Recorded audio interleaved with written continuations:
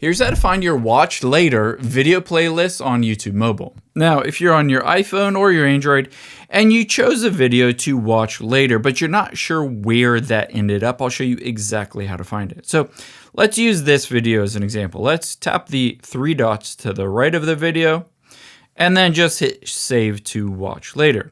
You can see it says save to watch later, and if you're quick enough, you can tap on the C list, but then it just disappears. However, you can always find that by just tapping on the U button at the bottom right. And I would recommend swiping down if you just recently added it, and then tapping on playlists. Or if you're in playlists, you can swipe down from here. Find the watch later playlist. You can see there it is at the top, and there is that video. I can just tap on it to watch it, or tap those three dots, and I can choose to remove it from watch later if I choose to do so. I hope this helped you out. If it did, leave your feedback down below. Let me know if this video was helpful for you, or maybe if I missed the mark on something. Thanks, guys.